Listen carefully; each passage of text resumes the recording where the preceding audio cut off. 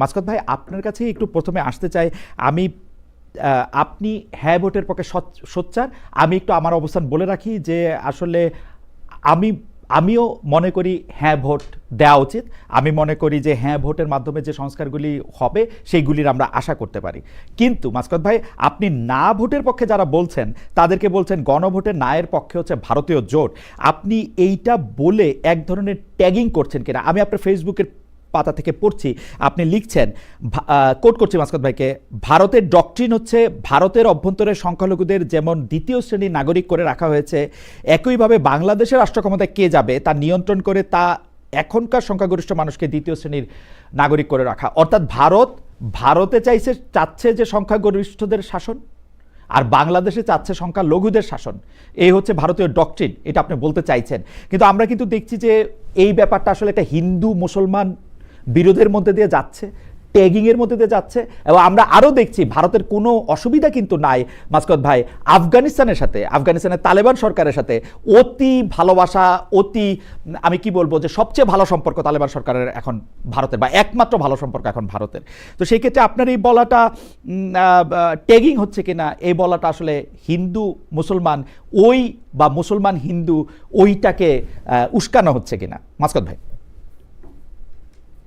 এখানে আসলে ভারতের মিডিয়ায় আমরা গত 17 মাসে যেটা দেখেছি, যে প্রথম থেকে বাংলাদেশের সংবিধান সংস্কার করা যাবে না, সংবিধানে কোনো পরিবর্তন আনা যাবে না, সংবিধান যেন আসমানি কিতাব, মানে আপনার 54 বছর আগের একটা সংবিধান, তাকে যুগোপযোগী করা যাবে না, বা তাকে এ সময়ের নাগরিকের উপযোগী করে তৈরি করা যাবে না, মানে ওইটাকে কেন যেন ধরে রাখতে হবে। তা নিয়ে দেখা গেল যে ভারতের যে ক্ষমতাসীন দল, তার কাছাকাছি যে মিডিয়া, তারপরে আপনার বুদ্ধিজীবী, এরা ক্রমাগত কথা বলতে থাকলেন। এবং এইভাবেই যখন গণভোটটা এলো, তখন তার মানে ভারতের সুস্পষ্ট অবস্থান ছিল ওই না ভোটের পক্ষে। এবং তার আমরা কিছু প্রতিধ্বনি বাংলাদেশের কিছু মিডিয়ার মধ্যে পেয়েছি। এবং বিশেষ করে আওয়ামী লীগকে তো আমরা দেখেইছি যে এই ব্যাপারে, মানে সবাই যাতে না ভোট দেয়, যাতে এই সংস্কার না হয় এবং কোনোভাবে যেন ওই সংবিধানটির সংস্কারের প্রশ্নটি না ওঠে, এই ব্যাপারগুলোতে তারা কথা বলতে থাকে ক্রমাগত। আপনি কার কথা বলছেন? ভারতীয় মিডিয়ার কথা? যারা একটা ভারতের ডক্ট্রিন বলতে কি ভারতীয় মিডিয়াকে আপনি বুঝাচ্ছেন? ভারতীয় মিডিয়া এবং এবং আপনি বলতেছেন বাংলাদেশের কথা। কিন্তু আমি কিন্তু উল্টোটা দেখি। আমি দেখি জামায়াতে ইসলামী, এনসিপি তো হ্যার ভোট পক্ষে বলছেনই, বিএনপিও প্রকাশ্যে বলছে হ্যার বিপক্ষে বলা ছাড়া কিছু বলার নাই এখানে। এবং আমি এই পর্যন্ত একজনকেও দেখি নাই গণভোটে না ভোট দেন, সেটা বাংলাদেশের মিডিয়াতে যারা আমাদেরকে মিডিয়া ব্যক্তিত্ব বলি, আমরা বলি, কেউ এটা বলছেন। কিন্তু আপনি কাদেরকে উদ্দেশ্য করে এই কথা বলছেন? ভারতীয় মিডিয়া তো সামথিং এলস, আওয়ামী লীগ তো আলাদা জিনিসই। আমি কাউকে উদ্দেশ্য করে বলিনি। যারাই দেখা যাচ্ছে যে নানান রকম যুক্তিতর্ক নিয়ে আসার চেষ্টা করছেন, এবং আমার কাছে মনে হয়েছে যে ক্রমাগতভাবে হয় কি, একটা প্রোপাগান্ডাকে এগিয়ে নিয়ে যাওয়া হয় যেভাবে। তো আমরা 17 মাসে লক্ষ্য করেছি যে প্রোপাগান্ডাটা ম্যানুফ্যাকচার করা হয় হচ্ছে ওই ইন্ডিয়ার গদি মিডিয়াতে, মানে যেগুলো মোদি সংশ্লিষ্ট মিডিয়া, আর তারপর ওগুলোকে সাবস্ট্যান্সিয়েট করার চেষ্টা বা ওগুলোর সম্মতি উৎপাদনের চেষ্টাটা বাংলাদেশের অভ্যন্তর থেকে হয়। তো ওই যারা এই কাজটা করেন তাদেরকে লক্ষ্য করে বলেছি যে, এবং আমার মনে হয় যে এর মধ্যে অযৌক্তিক কিছু বা আমার মনে বিদ্বেষ খুঁজে পাবার কিছু নেই। এখানে ধর্মীয় কোনো বিষয়ও আনা হয়নি। ধর্মীয় বিদ্বেষের প্রশ্নটি যদি আসে, তাহলে আমার মনে হয় যে এটা আমরা 17 মাসে গদি মিডিয়াতেই দেখেছি। বাংলাদেশের অভ্যন্তরে মানে ধর্মীয় বিদ্বেষ আপনি ওভাবে দেখতে পাবেন। মাসুদ ভাই, গদি মিডিয়া বা মোদি মিডিয়া আমরা যেরকম করে বলি না কেন, আমি আপনাকে বুঝতে চাই, কারণ আপনি আমার জন্য গুরুত্বপূর্ণ। আপনি বলতেছেন যে ভারতের ডক্ট্রিন হচ্ছে ভারতের অভ্যন্তরে সংখ্যালঘুদের যেমন দ্বিতীয় শ্রেণী নাগরিক করে রাখা হয়েছে, বাংলাদেশের অভ্যন্তরে সংখ্যা গরিষ্ঠদের দ্বিতীয় শ্রেণী করে নাগরিক করার একটা ভারতীয় একটা প্রকল্প আছে। আমার কাছে কেন জানি মনে হয় এই কথাটা সমস্যাজনক, এবং এই কথাটা কিছুটা যেন পপুলিস্ট বা অন্য জায়গা থেকে উৎসরিত। মানে এইটা নাকি আপনি এইটাই বুঝাতে চেয়েছেন যে বাংলাদেশে আসলেই যারা মুসলমান, 90% লোককে দ্বিতীয় শ্রেণীর নাগরিক করে রাখা হচ্ছে, এটা হচ্ছে ভারতের ডক্ট্রিন? ব্যাপারটা হচ্ছে যে আমি তো আরো লেখার গভীরে গেলে দেখা যাবে যে একটি বাংলাদেশে তো একটি সুবিধাবাদী শ্রেণী গড়ে উঠেছে, যারা আপনার সেই ব্রিটিশ আমলের চিরস্থায়ী বন্দোবস্তের জমিদারি সংস্কৃতির আদলে তৈরি হয়েছে, যারা কিন্তু জনবিচ্ছিন্ন আপনি লক্ষ্য করবেন। তো আমি বলতে চাচ্ছি যে ওই অংশটি কিন্তু আমরা দেখেছি যে ঘুরে ফিরে তাদের কাছে সার্বভৌমত্বকে সেই অর্থে গুরুত্বপূর্ণ আমাদের আওয়ামী লীগের 15 বছরে মনে হয়নি। এবং সেখানে ধরুন স্বামী স্ত্রীর সম্পর্ক, দিল্লিকে গিয়ে বলে এসেছি যে শেখ হাসিনাকেই ক্ষমতায় রাখতে হবে, এবং এটার ব্যাপারে বুদ্ধিবৃত্তিক সমাজের যে এক ধরনের, আমি বলবো, অনুশীলিত নির্লিপ্ততা কিংবা তাকে গ্রহণ করা, এর মধ্যে দিয়ে মনে হয়েছে যে বাংলাদেশের যে ধরুন প্রান্তিক মানুষের যে চাওয়া, তার সঙ্গে এই মানুষগুলোর চাওয়া সম্পূর্ণ আলাদা হয়ে গেছে। এবং আপনি ধরুন বেঙ্গল রেনেসার বঙ্কিমচন্দ্রের মধ্যে যেরকম একটা দৃষ্টিভঙ্গি দেখতে পান যে উনি পূর্ব বাংলার মানুষকে বলছেন যে নিম্ন বর্গের মানুষ, একই রকম মনোভঙ্গি কিন্তু আপনি দেখতে পাবেন যে ঢাকায় ওইরকম ওই বেঙ্গল রেনেসার কপি পেস্ট এক ধরনের যে সংস্কৃতি চালু হয়েছে, সেখানে কোনো একজন মানুষ একটু ধর্মপ্রাণ হলে, তার একটু দাড়ি টুপি থাকলে, বা কোনো একটি মেয়ে হয়তো হিজাব পরলে, তাদের ব্যাপারে ওই রকম তুচ্ছ কিন্তু তাচ্ছিল্যের দৃষ্টিভঙ্গি বা ওরা নিম্ন বর্গের কিন্তু এমনটা আমরা তো মনে শেখ করা হয়। হাসিনাকেই, মানে ধর্মচর্চার প্রসঙ্গ যদি আনেন, শেখ হাসিনাকে আমরা যেই লেভেলে ধর্মচর্চা করতে দেখেছি, যেই লেভেলে উনি মডেল মসজিদ বানিয়েছেন, যেই লেভেলে উনি কওমি জননী হয়েছেন, যেই লেভেলে হেফাজতের একটা বক্তব্যকে কেন্দ্র করে 52টা বই পরিবর্তন করেছেন, সেই লেভেলে তো এখন পর্যন্ত জামাতে ইসলামী, হেফাজত ইসলামী কেউ পৌঁছায় নাই। তো মানে উনি তো এটা সর্বোচ্চ ওইখানে চর্চা করেছেন।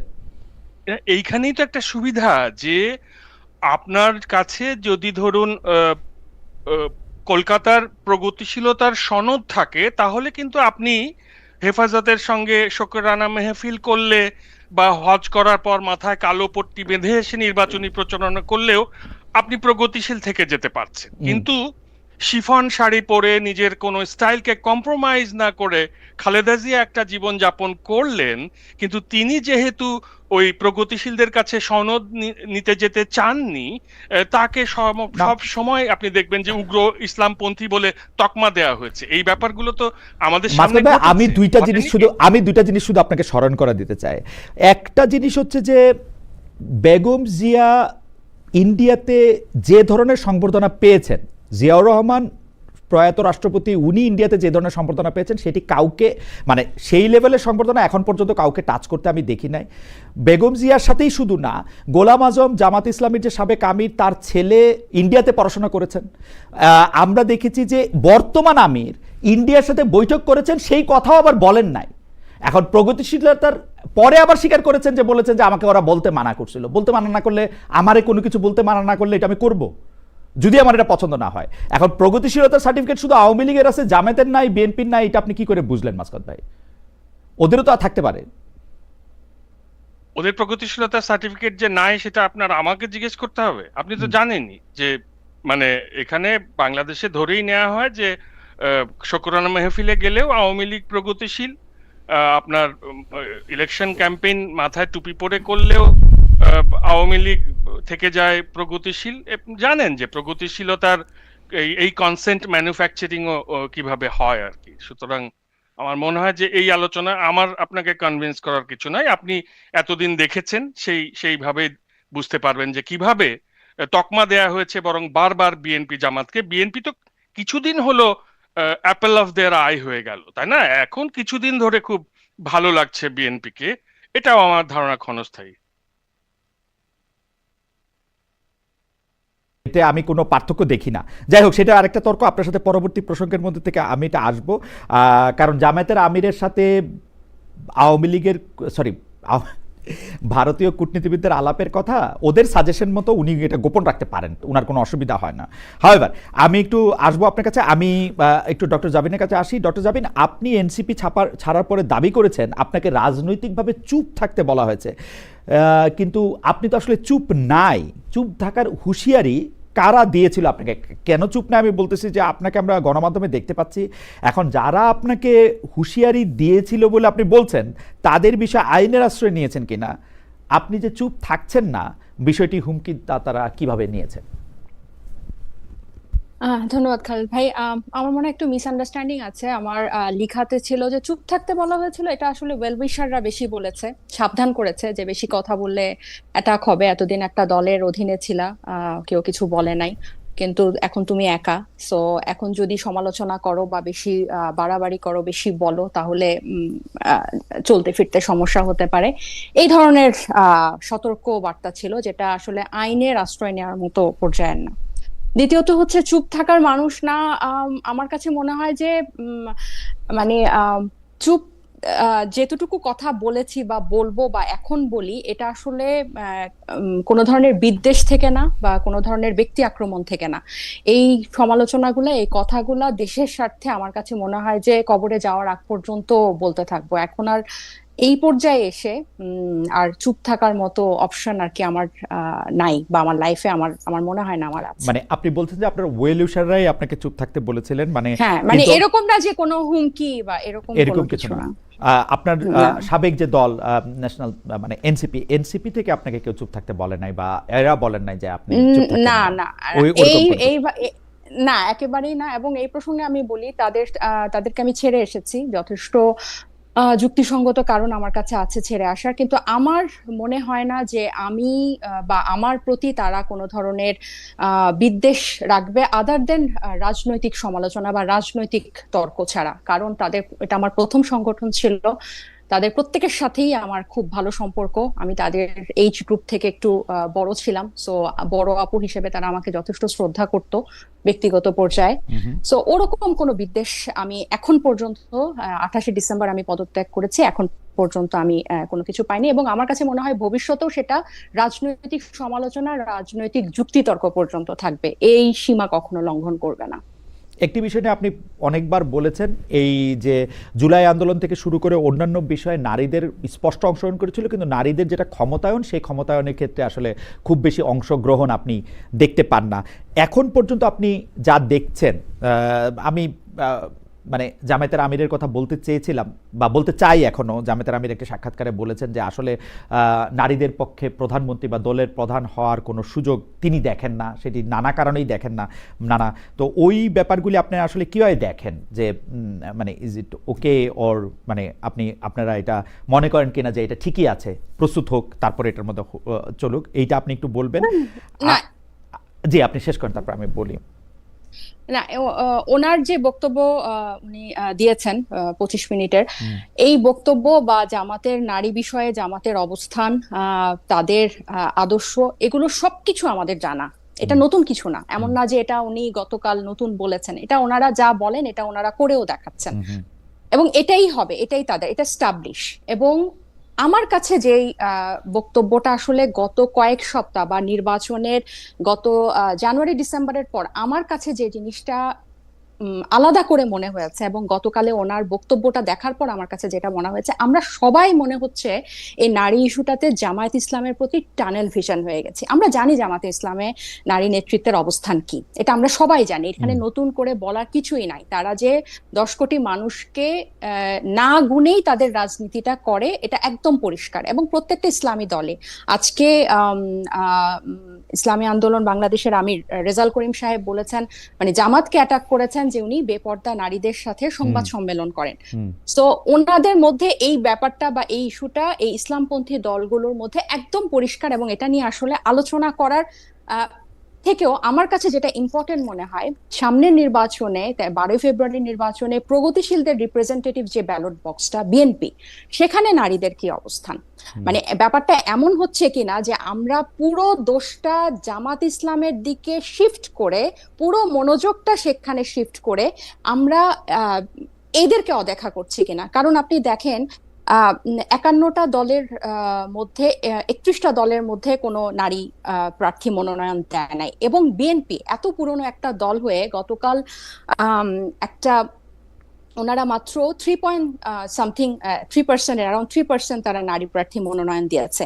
সেটার থেকে বড় কথা, গতকাল একটা গোল টেবিলে, এই রাজনীতিতে নারী নেতৃত্ব সংকট ও সম্ভাবনা শীর্ষক একটা গোল হুম, টেবিলে বিএনপির যে স্থায়ী কমিটির একমাত্র নারী সদস্য সেলিমা আপা বলছিলেন, অনেক বক্তব্য উনি বললেন, বলার পর উনি বললেন যে ওনার জীবনের একটা দুঃখ রয়ে যাবে যে উনি নির্বাচনে অংশগ্রহণ করতে পারলেন না। আরেকজন উপস্থিত নারী নেত্রী বললেন, হুম, কোট আনকোট, রাইট। যে আমাদের যে কয়জন 10 জন নারী প্রার্থীকে মনোনয়ন দেওয়া হয়েছে সেটা হচ্ছে পুরুষ কোটায়, হয় তার স্বামীর কোটায় অথবা তার বাবার হুম, কোটায় হুম, হুম, বা তার পরিবারের কারণ। হুম। তাহলে আপনি দেখেন, আপনি যদি কন্টিনিউয়াসলি ইসলামপন্থী দলগুলোর নারীর বিষয়ে কি অবস্থান, এটাতে আমরা যদি সবাই এটার অ্যাম্বাসেডর হয়ে যাই, এই আলোচনার শুভেচ্ছা দূত হয়ে যায়, তাহলে আরেকজন কিন্তু ফ্রি পাস পাচ্ছে।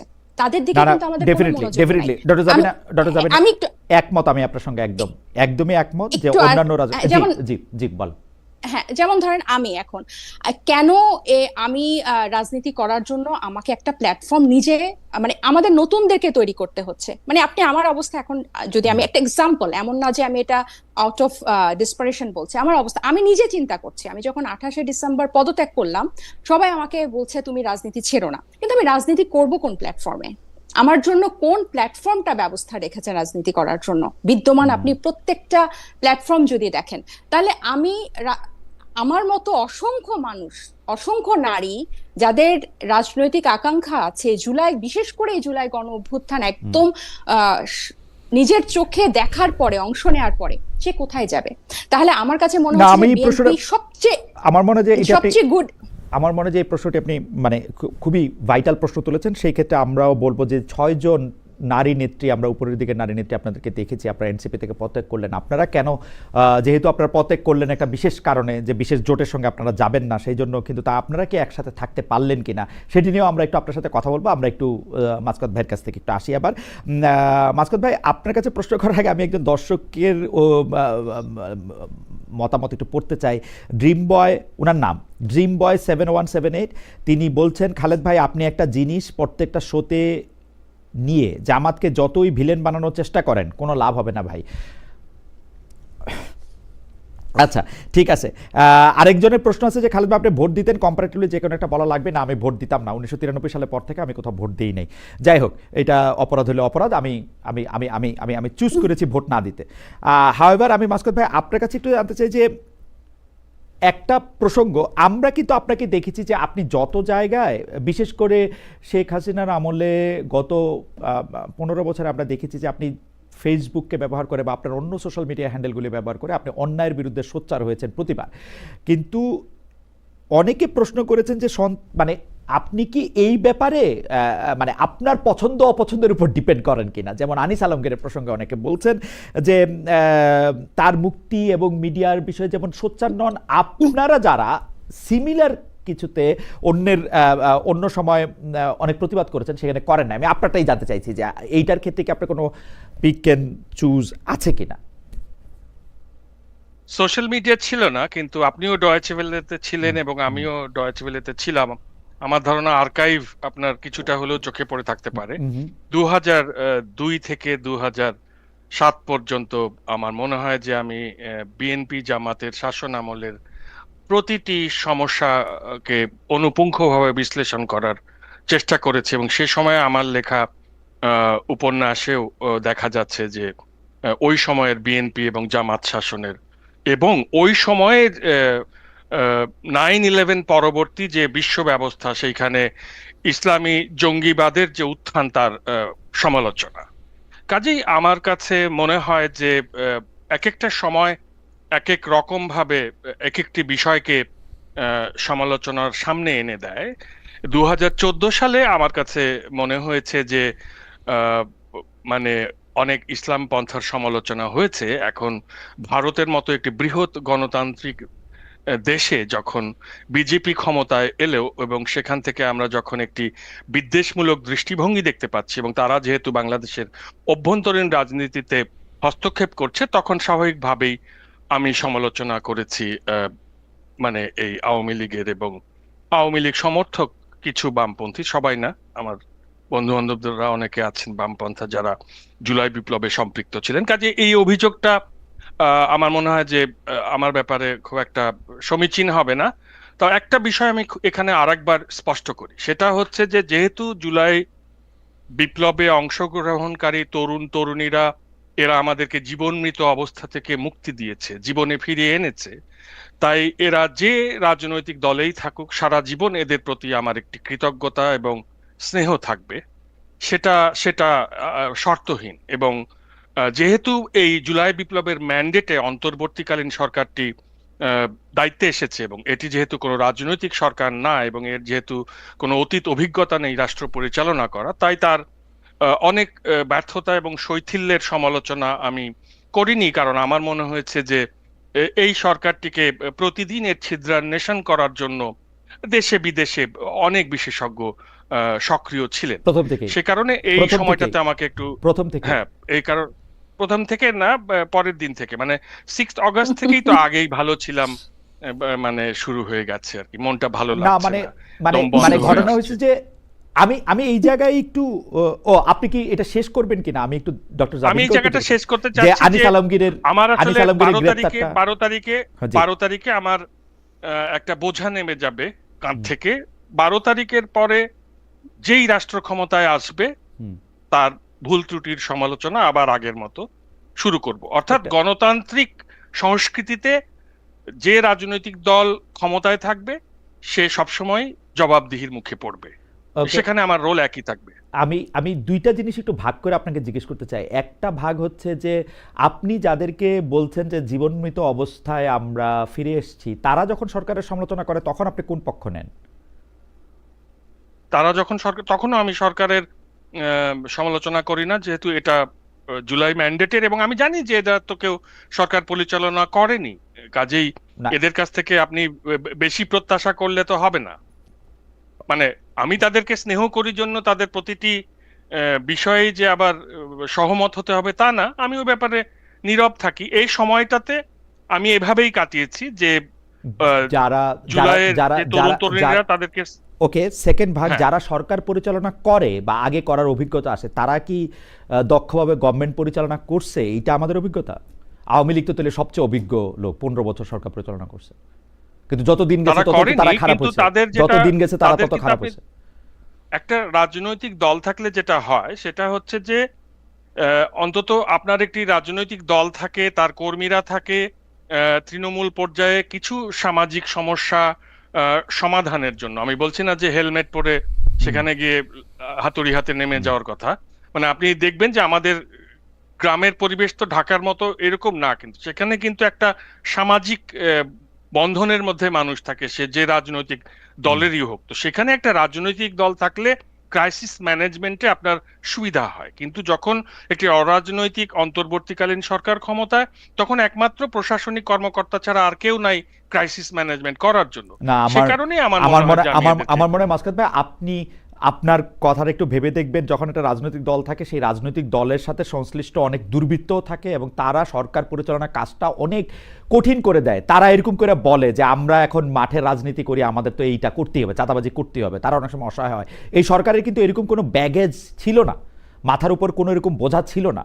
সরকার করতে পারতো, কিন্তু আপনি এই সরকারকে একটা ক্লিন চিট দিয়েই না, আর রাখলেন। আমার কাছে মনে হচ্ছে এই সরকারকে আপনার অতসী কাঁচের নিচে ফেলে হুম, হুম, তার তার ব্যর্থতাকে অনেক বড় করে দেখানো হচ্ছে। এটা আপনাকে একটু আমাকে 1 মিনিট সময় দেন। হুম, এইটা হচ্ছে, বাংলাদেশের ইতিহাস হচ্ছে আওয়ামী লীগ ক্ষমতায় না থাকলে হুম, যেই দায়িত্বে আসুক, সেটা বিএনপি একা হোক, বিএনপি জামাত হোক, আপনি 6 মাসের মধ্যে ওই সরকারকে ব্যর্থ প্রমাণ করার মতন একটা প্রচারণা ইউনিট আওয়ামী লীগের রয়েছে, কালচারাল উইং যেটাকে বলে।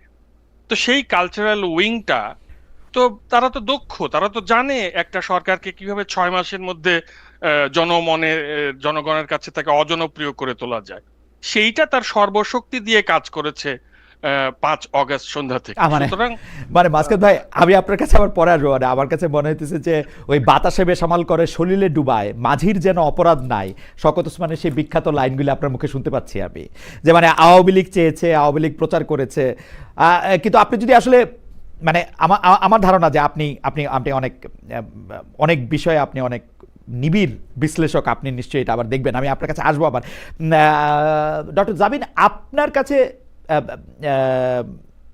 একই জিনিস মনে হয় কিনা, যেটা মাসকাত ভাইয়ের মনে হচ্ছে, যেহেতু জুলাই আন্দোলন, বিপ্লব, গণ অভ্যুত্থান সেগুলির নেতৃত্ব দেওয়ার জন্য নেতৃত্বের মাধ্যমে যার যেই সরকার ক্ষমতায় আসছে সেই সরকারকে আমরা বেশি সমালোচনা করছি। কেন আমি আপনাকে এই প্রশ্ন করছি, আপনি একটি সংবাদ মাধ্যমের সাক্ষাৎকারে বলেছেন যে আপনি কনভিন্সিং যে আপনি নির্বাচন সুষ্ঠু হবে, আপনি সরকার ও নির্বাচন কমিশনের উপরে আস্থা রাখতে পারছেন না, এই নির্বাচন ঘিরে নিরাপত্তা লেভেল প্লেইং ফিল্ডও আপনার কাছে ভালো মনে হচ্ছে না। অন্য সব কিছু যদি আমি বাদ দেই, নির্বাচনের প্রসঙ্গও যদি আমি বলি, এই সরকারের প্রতি মাসকাত ভাইয়ের যেরকম আস্থা, সেই আস্থা আপনার কেন নাই বা আছে কিনা? আর আরেকটা জিনিস, আমি আরেকটা মতামত একটু পড়তে চাই। ওয়ার আর ইউ E9P, উনি বলছেন দিন দিন আপনি কি খারাপ সাংবাদিক হয়ে যাচ্ছেন নাকি? আপনি মনে হয় গণতন্ত্র চান, খিলাফত চান না। ঠিক আছে, এটা ডক্টর জাবিন আপনি যদি বল। আহ মাসকাত ভাই আমার অনেক পছন্দের একজন মানুষ, এবং ওনার পর্যালোচনা বা ওনার মতো জ্ঞান দিয়ে আমি হয়তো দেখি না, কিন্তু আমি যতটুকু দেখেছি গত 1.5 বছরে আমার এই নির্বাচন কমিশন, আমি যেটা বলছিলাম, আসলে আমার আস্থা নাই। কারণ আপনি এই নির্বাচন কমিশনকে আমি বিগত 3টা নির্বাচন কমিশন থেকে আমি আলাদা করতে পারি না। এবং এই অন্তর্বর্তী সরকারের সমালোচনা যতটুকু করি সেটা প্রাপ্য, এমন না যে আমরা খুব বাড়ায়, আমি অন্তত বাড়ায় বলি না, যতটুকু করছে তার থেকেও মনে হয় অনেক কম, এবং অনেক পরে গিয়ে আমি সম্ভবত সমালোচনা শুরু করেছি। কারণ এই নির্বাচন কমিশনের নিয়োগ, এবং সবচেয়ে বড় যে কথাটা আমি বলবো, যে এই নির্বাচন কমিশনের আপনার জবাবদিহিতা নাই। আমরা এত বড় একটা গণ অভ্যুত্থানের পরে, এতগুলো মানুষের জীবনের পরে আমরা যে নির্বাচনটা পেতে যাচ্ছি, নিঃসন্দেহে আমরা যেরকম অনুষ্ঠানের আগে বা শুরুতে বলছিলাম যে এবার নির্বাচনটা খুবই কম্পিটিটিভ এবং খুবই প্রাণবন্ত, অনেক মানুষ এবার ভোট দেওয়ার জন্য মুখিয়ে আছে, সব ঠিক আছে, মানে আসলেই এই নির্বাচনটা প্রাণবন্ত হতে যাচ্ছে। কিন্তু নির্বাচনটা ইসি কতটুকু সুষ্ঠুভাবে পরিচালনা করতে পারবে, এবং এই সরকার বিশেষ করে 2টা ভোট আছে এবার কিন্তু স্পেশাল একটা মুহূর্ত বা সময়, তারা এটাকে কিভাবে ম্যানেজ করবে, তারা কিন্তু এরকম সিমটম, মানে কনভিন্সিং সিমটম কিন্তু দেখায় নাই। শেরপুরে যে ঘটনাটা হলো, এই ঘটনায় এক পক্ষ দায় দিয়ে কিন্তু সেই ওসি ইউনোকে প্রত্যাহার করলো প্রশাসন। তাহলে সামান্য একটা সভাতে যদি চেয়ারে মারামারি লেগে একজন নিহত হন, সেক্ষেত্রে পুরো নির্বাচনটা, বিশেষ করে 17 বছরের পরে যে নির্বাচন, কারণ যে কোনো মুহূর্তে যে কোনো ভাবে যে কেউ ক্ষমতায় মানে জিততে চাইবে ভোটে, সো তারা সেই ভোট কেন্দ্রগুলো কিভাবে সামলাবে, ভোটারদেরকে কিভাবে সামলাবে, সময়টা কিভাবে সামাল দিবে, এবং বিশেষ করে আইন শৃঙ্খলা, এটার জন্য বাংলাদেশে যেই সময় ইলেকশনটা এরকম একতরফা ইলেকশন না হয়েছে, মানে 2014 সালে তো 154টা আসনে বিনা প্রতিদ্বন্দ্বিতা নির্বাচিত হয়েছে, 2018 সালে আমরা একটা অন্যরকম নির্বাচন দেখছি, যেখানে মধ্যে রাতের ভোট দিনের ভোট আমরা যাই বলি, ঘটনা যেটা হয়েছে 35,000 আওয়ামী লীগের বিপক্ষে যারা 35,000 ভোটের পোলিং এজেন্ট ছিল, তাদেরকে আসলে 32,000 বা 33,000-এর বিরুদ্ধে মামলা দিয়ে তাদেরকে ঘর ছাড়া বাড়ি ছাড়া করা হয়েছিল। 2024 সালের ইলেকশন আমি নিজেই ওখানে আবারও উপস্থিত থেকে দেখেছি যে আসলে এটার ভোটের ব্যাপারে কোনো উৎসাহ ছিল না, সেটা একটা অন্য জিনিস। কিন্তু এর আগের নির্বাচনগুলিতে আমরা কিন্তু নির্বাচনকালে সহিংসতা যেরকম দেখেছি, এবারেও কি আপনি একই রকম সহিংসতা দেখছেন, নাকি যেই আতশকাচের কথা মাসকাত ভাই বলতেছিলেন যে আমরা এই সরকারকে সমালোচনা করার জন্য খুব মুখিয়ে আছি, কিছু হইলেই দোষ ধরার জন্য তালে আছি, সেটা করতেছি? না, খুব বেশি আমার মনে হয় না যে মানে বাড়ায় তাদের সমালোচনা করা হচ্ছে সরকারের। আমার মতে যে যতটুকু দেখা যাচ্ছে, যতটুকু ব্যর্থতা দেখা যাচ্ছে, ততটুকু সমালোচনাই হচ্ছে। আপনি এই হাদির মৃত্যুকে যখন নির্বাচন কমিশন বা প্রধান নির্বাচন কমিশনার যখন বিচ্ছিন্ন ঘটনা বলে, আপনি কিন্তু সেখান থেকে তাদের একটা মনোভাব বুঝতে পারেন। আর এটা এইবারের সরকারের উপর কিন্তু, যদিও বলে অনেক ভাগ সরকারের ভিতরে, কিন্তু 2টা বড় দলেরই কিন্তু প্রভাব আছে এবং কন্ট্রোল করছে। এটা একদম অনেকটা প্রকাশ্যে বের হয়ে যায়, যখন যে দিকটা ভারী হয়, প্রভাবের মাত্রা ভারী হয়, তখন ওই ঘটনা বা ওই প্রসঙ্গটা ওই দিকে হেলে পড়ে। সো এইবারের নির্বাচনে সরকার চাপে আছে রাজনৈতিক দলগুলোর, এবং ইসি তো আরো বেশি। সো এই আপনার আজকের যে আমি একটু জানতে চাই না, মাঝখান থেকে একটু বলেন যে আপনি যে বললেন যে হাদির মৃত্যু নিয়ে নির্বাচন কমিশন বলেছে যে এটা বিচ্ছিন্ন ঘটনা, কি বলা উচিত ছিল আসলে বলেন তো আমাকে একটু, কি বলবে? বিচ্ছিন্ন বলবে যে এটা একটা অর্গানাইজড ক্রাইম? বিচ্ছিন্ন ঘটনা মানে এটা একটা অগুরুত্বপূর্ণ হয়েছে না, বিচ্ছিন্ন মানে অগুরুত্বপূর্ণ না। আমি একটু শেষ করি। অবশ্যই অবশ্যই না খালেদ ভাই, আপনি ওনার ভিডিওটা আপনি আবার দেখছি, দেখবেন। দেখছি, আমার কাছে মনে হয় না যে গুরুত্ব কম দিচ্ছেন। আমার এটা মনে হয় হয়তো না আপনার গুরুত্ব কাছে কম দিয়েছেন। মনে হয়েছে, আমার জি। কাছে কখনোই মনে হয় নাই, না আমার কাছে মনে হয় নাই। এবং উনি হাদির মৃত্যুটা এই গণ অভ্যুত্থানের পরে এটা কিন্তু বিশাল একটা ব্যাপার, অবশ্যই বিশাল ব্যাপার। এবং এটার বিচার কখন হবে, আজকে 49 দিন সম্ভবত, তার এখন পর্যন্ত কোনো লক্ষণ নাই। এরকম একটা ঘটনাকে, এরকম একটা নৃশংস হত্যাকাণ্ডকে, দিনে দুপুরে এরকম একটা হত্যাকাণ্ডকে ঢাকার প্রাণকেন্দ্রে একজন রাষ্ট্রীয় মানে দায়িত্বে থাকা একজন মানুষ কখনো বিচ্ছিন্ন ঘটনা বলতে পারে না। এবং এটা থেকে কিন্তু তার মনোভাবটা বোঝা যায়। আমি আরেকটা কথা বলি, আপনারা এই যে মানুষের কথা কিভাবে বলছে, আপনি দেখেন 17 বছরে হাসিনা যা করেছে না করেছে, তার মুখের কথা কিন্তু তার সবচেয়ে বড় শত্রু ছিল। যে কয়েকটা এলিমেন্ট হাসিনার সাম্রাজ্যকে ফেলতে পেরেছে তার মধ্যে অন্যতম এলিমেন্ট ছিল তার মুখের ভাষা। এবং সেই 18ই জুলাই কিন্তু তার এই মুখের ভাষায় তার মানে ওই যে কফিনের শেষ পেরেকের মতো ছিল যখন সে রাজাকার ডেকেছে। তো আপনি কাকে কিভাবে অ্যাড্রেস করছেন, কি কথাটাকে কিভাবে বলছেন, এটা দিয়ে কিন্তু মানুষ এটা বুঝতে পারে। মানুষ তো মানে দুনিয়া আগাচ্ছে, মানুষও আগাচ্ছে, মানুষ তো আর সব দেখছে, দেখে এই প্রযুক্তির যুগে তো কোনো কিছু মানুষের থেকে অদেখা নাই। তাহলে উনি যখন এই কথাটা বলে, এবং শেরপুরের ঘটনাতে আজকে আমি ওদের সরকারের প্রেস ব্রিফিং দেখছিলাম, প্রেস উইং এর, তারা বলেছে যে এখানে অনেক মানুষ ছিল, ভিডিও ফুটেজ দেখে চিহ্নিত করা হচ্ছে যাতে কোনো নিরপরাধ ব্যক্তি মানে ফেঁসে না যায়। এখানে বিএনপির পক্ষ থেকে বলছে প্রশাসনকে জানানো হয়েছিল। এবং সামান্য বসা নিয়ে, ওখানে বসা নিয়ে যখন এরকম হবে, এটুকু কন্ট্রোল করতে না পারে, এটা কিন্তু আপনাকে একটা মেসেজ দেয় ওকে, যে আমরা এই সরকারের একটু কতটুকু আমরা একটু ক্যাপাবিলিটি আছে আইন শৃঙ্খলা রক্ষা আমরা করার একটু জন্য। মাসকাত ভাইয়ের কাছে যাই। তবে আমি একটা ছোট 2 পয়সা দিয়ে রাখি এখানে, ডক্টর জাবিন। বাংলাদেশে কিন্তু আর্জেন্টিনা, ব্রাজিল এবং চা গরম চা ঠান্ডা নিয়েও মানুষ মারা গেছে। সরকারের পক্ষে সবকিছু কি কন্ট্রোল করা সম্ভব কিনা সেটি একটি প্রশ্ন। আমি একটু মাসকাত ভাইয়ের কাছে আসি। মাসকাত ভাই, আমি কিন্তু ডক্টর জাবিনের স্পিরিটের সাথে একমত, বিশেষ করে হাদির মৃত্যু প্রসঙ্গে। আপনি এটা দেখবেন যে এটা কিন্তু প্রকাশ্য দিবালোকে ঘটেছে। আমাদের সরকার আমাদেরকে জানাচ্ছেন যে এটি আসলে সিসিটিভিতে কাভার্ড একটি ঘটনা, কিন্তু আমরা কিন্তু এখন পর্যন্ত অনেক হাই জাম্প লং জাম্প দেখলেও আমরা প্রকৃত অপরাধী শনাক্ত করা, তাদের বিরুদ্ধে এটা প্রসিডিংসটা করা, সেটার ক্ষেত্রে কিন্তু আমরা এক ধরনের ব্যর্থতাই দেখতে পাচ্ছি। বিপরীতে যেটা দেখতে পাচ্ছি যেটা হচ্ছে সবচেয়ে সহজ কাজ, যেটা হচ্ছে আপনি এটা যখন সিইও হিসাবে দেশ চালাবেন তখন যেটা একটু সহজ হয়, সেটা হচ্ছে যে আপনি তার ভাইকে চাকরি দিয়ে বিলাতে পাঠাবেন, আপনি হচ্ছে তাকে ফ্ল্যাট কিনে দিবেন, কম দামি ফ্ল্যাট, তো এগুলি করবেন আপনি। কিন্তু যেটা হচ্ছে বিচার করার বা কারা এটা করলো এটাকে সামনে আনার ক্ষেত্রে কিন্তু সরকারের মারাত্মক ব্যর্থতায় আমি দেখি। ইলেকশনের ক্ষেত্রে বসাকে কেন্দ্র করে মারামারির কথাও এটা বলছেন। এই ব্যাপারে যদি আপনি একটু মন্তব্য করতেন মাসকাত ভাই। ইলেকশনের ব্যাপারে কি কি নিয়ে? ইলেকশনে দুইটা দল কে কোথায় বসবে সেটা নিয়ে একজন মানুষ কালকে মারা গেছেন, জামাতে ইসলামের একজন কেন্দ্রীয় জামাতে ইসলামের একজন নেতা, যিনি হচ্ছে জেলা পর্যায়ের সর্বোচ্চ পদধারী একজন নেতা, মারা গেছেন কালকে। মানে তাকে মেরে ফেলা হয়েছে, আমরা যদি এরকম ভাবে বলি। তো সেইটাকে আসলে আপনি সরকারের ব্যর্থতা আপনি বলবেন না? এরকম ঘটনা তো সামনে আরও ঘটবে, অনিরাপদ ও জায়গায় তো এগুলি আরও ঘটবে। এবং ইলেকশন কমিশনের নির্লিপ্ততাও ডক্টর জাবিন সামনে আনছিলেন, তিনি বলছিলেন যে এগুলি বিচ্ছিন্ন ঘটনা বলে তারা পার পাচ্ছেন। প্রথম ব্যাপার হচ্ছে যে হাদির হত্যাকারী তো শনাক্ত হয়েছে, তার সহযোগীরা যারা তারাও গ্রেফতার হয়েছে। এখন হত্যাকারী দেশ থেকে পালিয়ে গেছে সেটাও তো ট্রেস করা হয়েছে। তো যেহেতু একটা সুবিধা আছে যে সমতল সীমান্ত প্রতিবেশী দেশে পালিয়ে যাওয়া যায় বাংলাদেশে হত্যাযজ্ঞ চালিয়ে বা হত্যাকাণ্ড ঘটিয়ে, সুতরাং ওই কারণে প্রধান আসামিকে তো গ্রেফতার করা সম্ভব হয়নি। এবং কিন্তু তার আত্মীয় স্বজনকে জেরা করে যেটা পাওয়া গেছে যে তারা তো কনফেশন দিয়েছে যে এবং তার টাকা লেনদেনের খবরাখবরও তো বেরিয়ে এসেছে।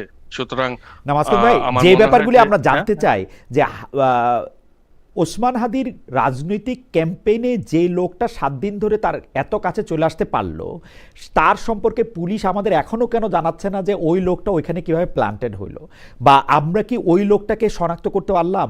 14.5 ঘন্টা লাগছে তাকে ঢাকা থেকে বাইর হইতে। সিসি ক্যামেরার ফুটেজ আধা ঘন্টার মধ্যে আমাদের হাতে আসছে, পুলিশের হাতে আসছে।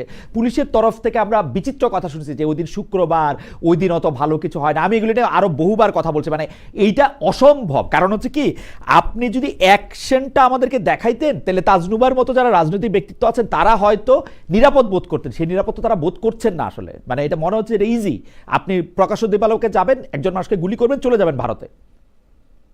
এই ক্ষেত্রে পুলিশের তো ব্যর্থতা রয়েছে, এবং পুলিশ প্রতিষ্ঠান হিসেবে যে এখনো ভঙ্গুর অবস্থায় রয়েছে, এবং সেটা থাকাও যে স্বাভাবিক। যেরকম রিক্রুটমেন্ট 17 বছর ধরে হয়েছে, সেখানে আপনি যে কি করে এত প্রফেশনালিজম প্রত্যাশা করছেন, এবং সেখানে কেন হাদির হত্যাকারীর প্রতি সহানুভূতি থাকবে না, আমি সেটা বুঝতে পারছি না। মানে আমার ধারণা যে বাস্তবতাকে মাথায় রাখলে যেটা বুঝতে হবে যে এই পুলিশের কেউ কেউ দক্ষতার সঙ্গে দায়িত্ব পালনের চেষ্টা করছে, কেউ কেউ এক ধরনের অনুশীলিত নির্লিপ্ততায় আছে, এবং তারা এই রাজনৈতিক পট পরিবর্তনের অপেক্ষা করছে।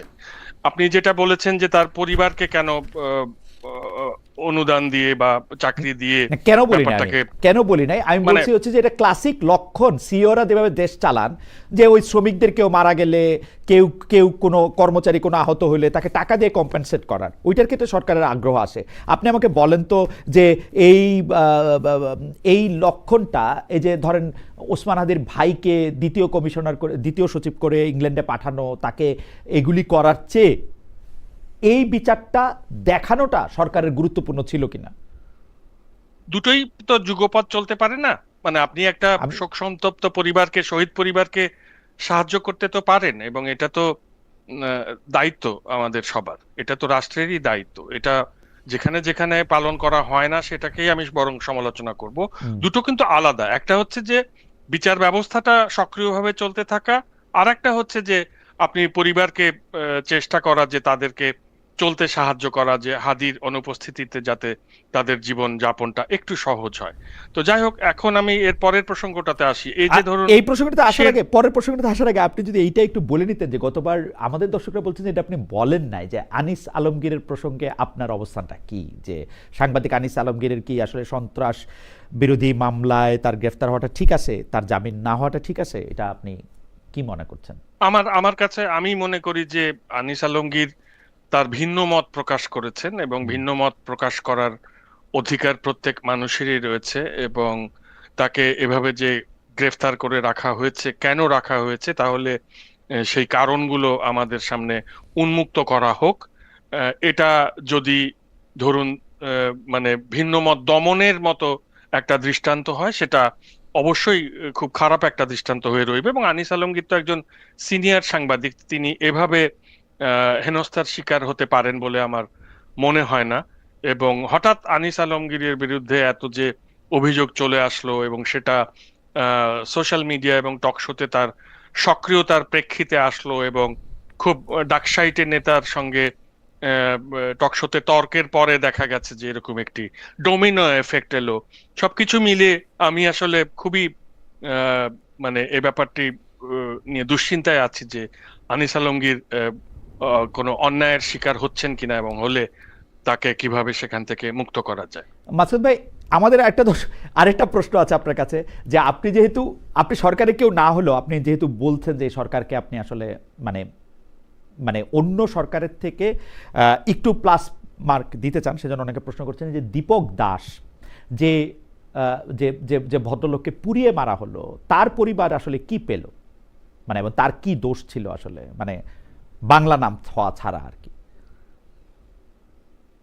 দীপক দাস তো সে, তাকে যারা পুড়িয়ে মেরেছে তাদের তো বোধহয় সবাইকে অ্যারেস্ট করা হয়েছে, কিন্তু তারা তার পরিবারকে, বিচারের মুখোমুখি হয়েছে। কোনো সাহায্য সহযোগিতা সরকার? তার পরিবারকে সাহায্য সহযোগিতা সরকারের প্রতি আমি আবেদন জানাচ্ছি, তাকে সাহায্য সহযোগিতা করার জন্য। এবং এমনকি সে যে গার্মেন্টস ফ্যাক্টরিতে কাজ করতো, সেটারও প্রথম দায়িত্ব হচ্ছে ওই গার্মেন্টস ফ্যাক্টরির মালিকের তার পরিবারকে সাহায্য সহযোগিতা করা, এবং এরপর সরকারেরও এটা দায়িত্ব। এ ব্যাপারে আমার আবেদন রইল। আহ, আমার আপনাকে ধন্যবাদ মাসকাত ভাই। আপনি আর কোনো প্রসঙ্গ কি, মানে একটা কি আমি আপনাকে মাঝখানে ইন্টারাপ্ট করেছিলাম? আপনি জি জি শেরপুরের প্রসঙ্গটা, যে জি শেরপুরে জি, জামাত হত্যাকাণ্ড জামাত ঘটেছে, জামাত একটা বিএনপি, জি। জামাতের একজন হুম। নেতা মারা গেছেন, সেটা আইন শৃঙ্খলা রক্ষা বাহিনী সেটাকে আহ, আহ, সামলাতে পারেনি, ওইরকম একটি পরিস্থিতি। তাছাড়া আপনি হয়তো খেয়াল করে থাকবেন কিনা, জামাতের নারীদেরকে কিন্তু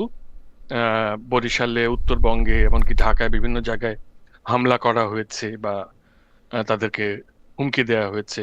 সেই ব্যাপারগুলো পুলিশ সিরিয়াসলি নিয়ে তার ব্যাপারে যে কোনো ব্যবস্থা গ্রহণ করবে, এরকম আমরা সক্রিয়তা দেখিনি।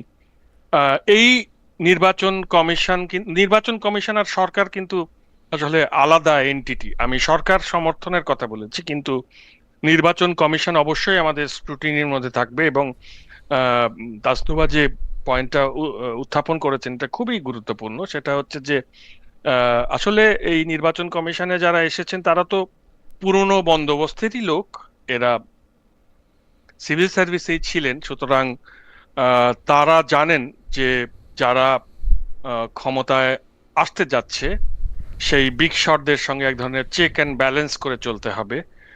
এ কারণে নৈর্ব্যক্তিকতা বা নিরপেক্ষতা যেটা নির্বাচন কমিশনের কাছ থেকে আশা করা যায় সেটা আমরা পেয়েছি বলে মনে হয় না। এমনকি আপনি দেখবেন যে এনসিপির প্রার্থীদের উপরেও হামলা হয়েছে, সে ব্যাপারেও আমরা ইলেকশন কমিশনের কোনো মানে ভূমিকা দেখিনি। আমার কাছে কিছুটা দুঃখজনক মনে হয়েছে, সে সমালোচনাটা আমি কিছুটা এই সরকারেরও করব, যে আমরা আসলে মুক্তিযুদ্ধে যেমন তরুণদের রক্তের সিঁড়ির উপরে দাঁড়িয়ে নতুন একটি বুর্জোয়া সমাজ গড়েছি, 90-এর গণ অভ্যুত্থানের শহীদদের লাশের সিঁড়ি পেরিয়ে সেই জমিদারি ব্যবস্থা গড়েছি, এই জুলাই গণ অভ্যুত্থানের রক্তের সিঁড়ি পেরিয়ে যেন এই আবার সেই আমরা পুরনো বন্দোবস্তের মানে এগুলো না দেখি আর কি, দেশ লুণ্ঠন না দেখি। ডক্টর জাবিন, জুলাই মিত্র দলগুলোর বিবাদ ও সংঘাতে আমরা দেখেছি যে মানে আসলে তো চিনতে পারি না, বুঝি আর কি, মনে হয় যে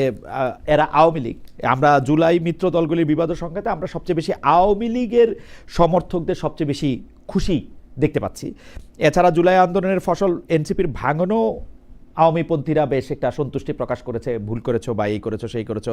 অনেকেই বলছেন আপনাদের বল তলত্যাগ পরবর্তীতে এনসিপির সমালোচনার মাধ্যমে আসলে আওয়ামী লীগের ফিরে আসার পথ আপনারা তৈরি করে দিচ্ছেন।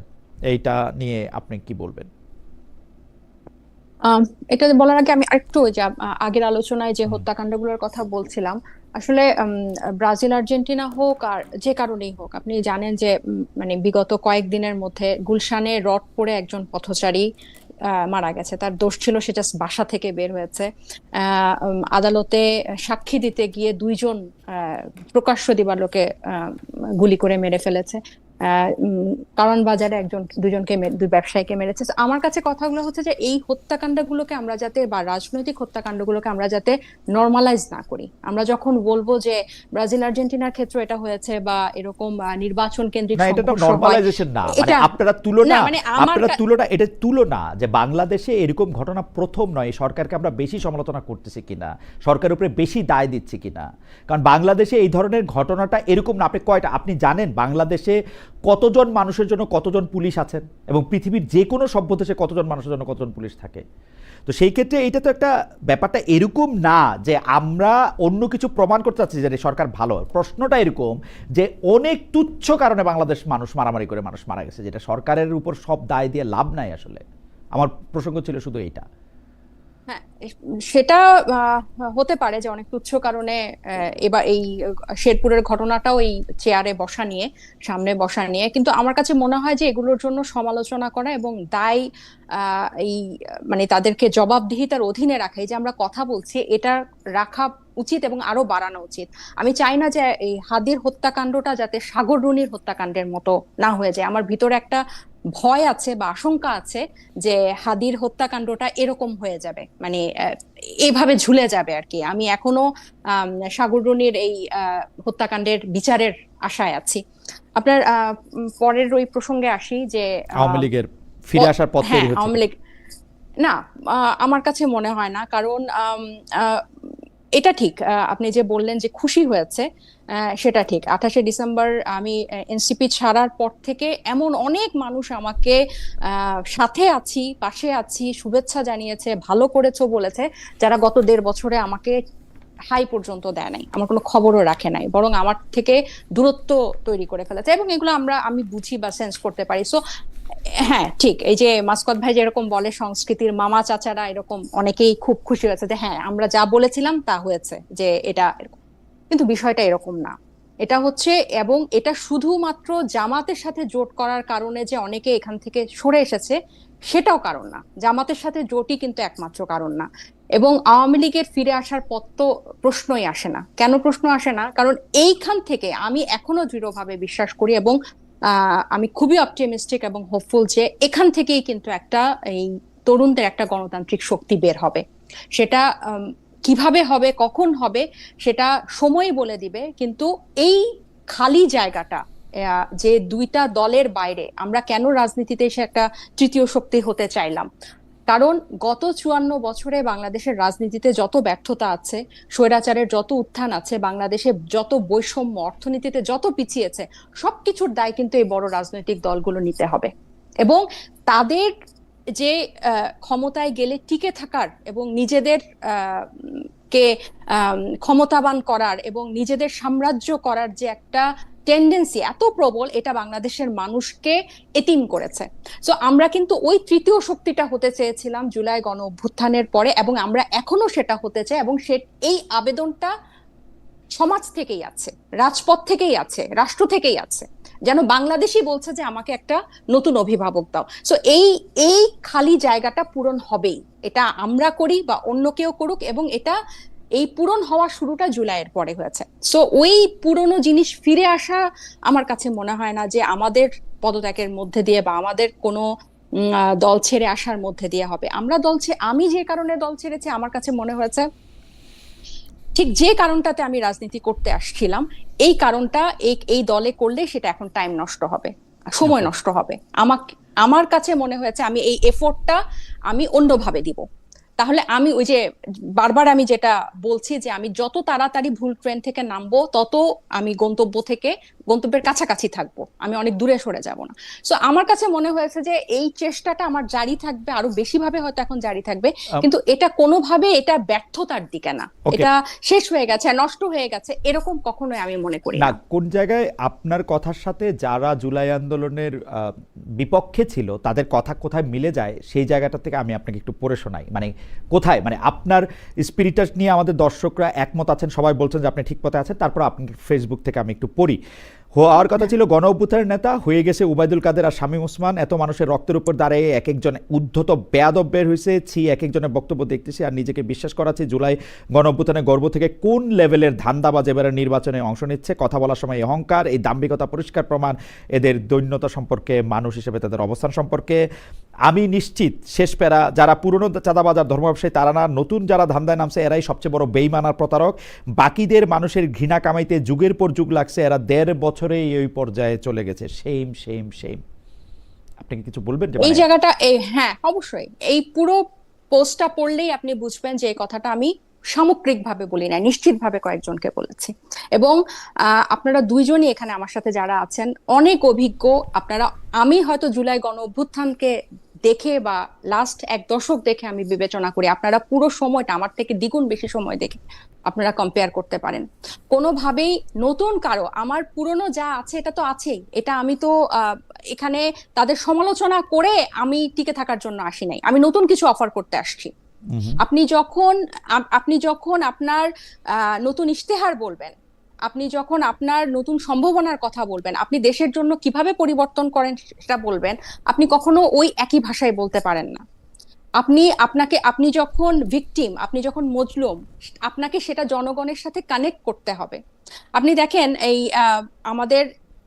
আমার এই পোস্টটাতে কিন্তু পরিষ্কার বোঝা যায় যে আমি জুলাই গণ অভ্যুত্থানের যে প্রতিনিধি হবে এই নির্বাচনে, সে মানুষের সাথে কোন একটা গোষ্ঠীর হয়ে যাবে না। তার মুখের ভাষা, তার চাল চলন, তার ভাবভঙ্গি কখনো পুরনোকে আমাকে মনে করায় দিবে না। এবং আপনারা যারা জুলাই গণ অভ্যুত্থান দেখেছেন, এখানে বেশিরভাগ মানুষ হচ্ছে যারা এই আন্দোলন সফল করেছিল তারা বাসায় ফিরে গেছে, এবং তারা বাসায় ফিরে গিয়ে কিন্তু তারা দেখছে যে এরা কি করছে, আমাদের জন্য আমাদের কথাগুলো বলছে কিনা। তাহলে আমি যখন এদের কথা না বলে আমি ওই পুরনোদের কাছে আত্মসমর্পণ করব এবং পুরনোদের নিয়মে আমি ঢুকে যাব, তখন এখানে আসলে জুলাই অভ্যুত্থানের আকাঙ্ক্ষাটা বাস্তবায়ন হয় না।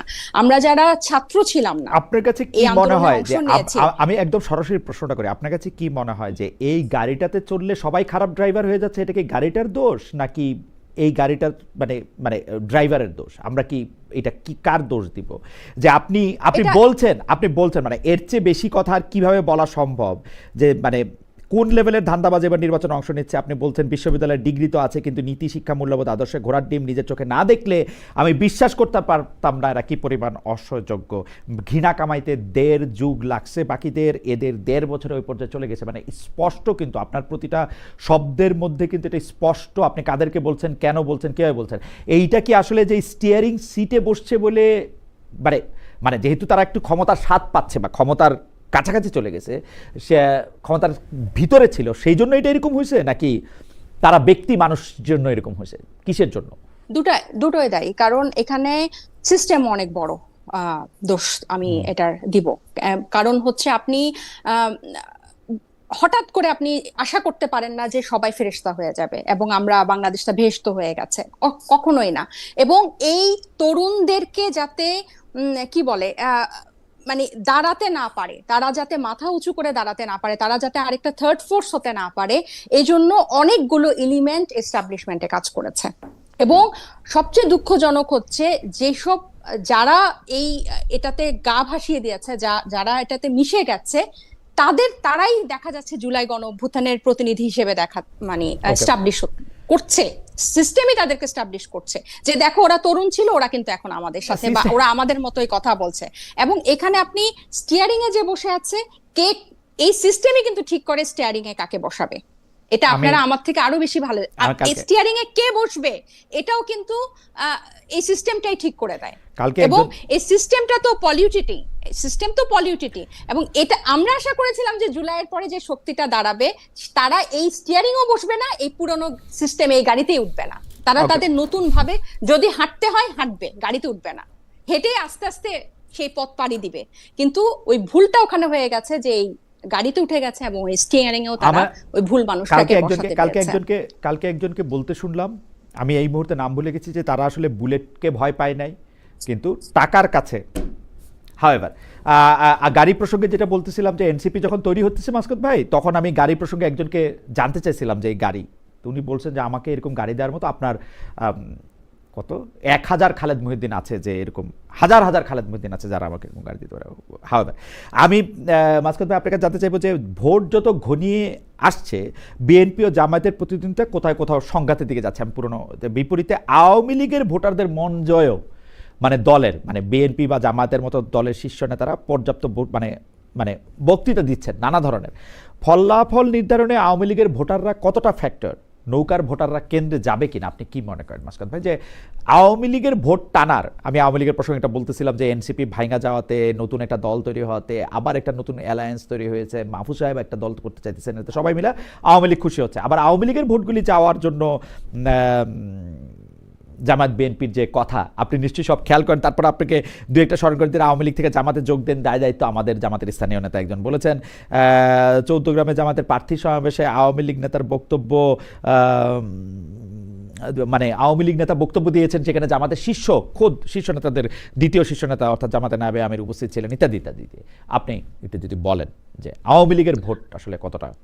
আওয়ামী লীগের ভোট সম্পর্কে আমাদের যে একটা ধারণা, সেটা তো 2008 সালের, তারপরে সেরকম কোনো নির্বাচন অনুষ্ঠিত না হয় আমরা আসলে জানি না যে আওয়ামী লীগের সমর্থন কি আছে। আর এর মধ্যে জনমিতি বা ডেমোগ্রাফি চেঞ্জ হয়েছে, ইয়াং ভোটার অনেক বেশি হয়েছে, কাজেই আওয়ামী লীগের ঠিক কত ভোট আছে সেটা তো আমরা এখন ধারণা করতে পারি না। তবে আরো একটা ব্যাপার আমাদেরকে লক্ষ্য রাখতে হবে, সেটা হচ্ছে যে এই যে ধরুন বিএনপি, তারপরে জামাত এবং আওয়ামী লীগ, এই ধরনের যে রাজনৈতিক দলগুলো, এদের ছোটখাটো যে কর্মীরা তারা মারা যায়, তারা ক্রসফায়ারে পড়ে, তারা কারাগারে যায়, কিন্তু বড় বড় নেতাদের মধ্যে কিন্তু এক ধরনের বেআইতন্ত্র আছে, এরকম ঠিক করা আছে, আমি যদি কারাগারে যাই তুমি আমার বিজনেস দেখবে, আবার আমি যদি বিদেশে পালাই তুমি আমার বিজনেস দেখবে। সুতরাং ওদের মধ্যে একটা অন্তঃসম্পর্ক আছে, এবং যেটা কিনা তৃণমূল পর্যন্ত বিস্তৃত, আত্মীয়তার সম্পর্ক, ব্যবসার সম্পর্ক। হ্যাঁ, তো যে কারণে ধরুন বিএনপি এবং জামাত দুজনেই চেষ্টা করবে যে আওয়ামী লীগের লোকজনকে শেল্টার দিয়ে তাদেরকে তাদের ভোটগুলো নিতে। এবং এটা আসলে দুঃখিত, যারা মানবতা বিরোধী অপরাধ করেনি, এরকম আওয়ামী লীগের যে নেতাকর্মীরা রয়েছে তারা যদি এভাবে ওই পুরনো রাজনৈতিক দল দুটোতে মিশে যায়, সেটা আমি বলবো যে এক ধরনের রিকনসিলিয়েশনও হয়ে যাচ্ছে।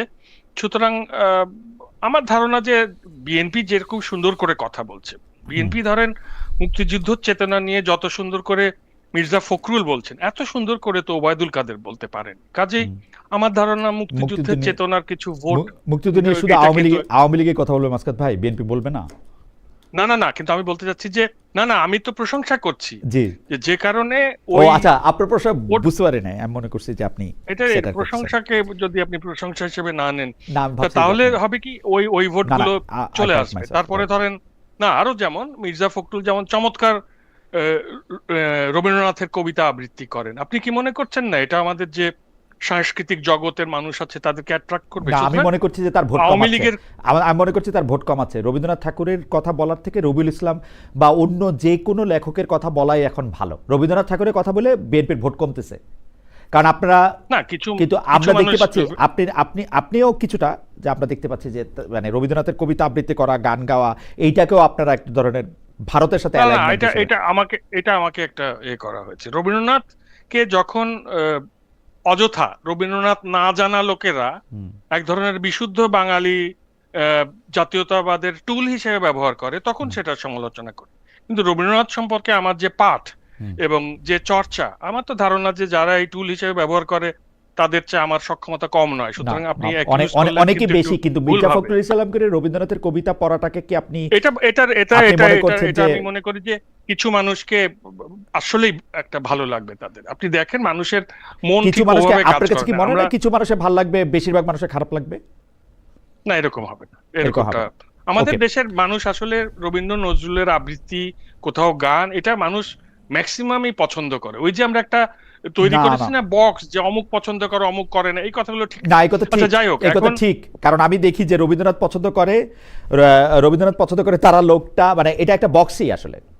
আমি আমি খেয়াল করি তো, ওটা ওটা যে কেন কবিতা উদ্ধৃত করতে সময় মির্জা ফখরুল ইসলাম আলমগীর কেন রবীন্দ্রনাথের কবিতা আবৃত্তি করে, সেটা নিয়ে যখন প্রশ্ন তোলা হয় বা উদ্ধৃতি হিসেবে আসে, তখন এটার একটা, মানে এইটার একটা শোনেন, সিগনিফিকেন্স আছে। আপনি আসলে, আমরা আসলে হয় কি সাধারণ মানুষের সঙ্গে ফেসবুকের বুদবুদটাকে গুলিয়ে ফেলি।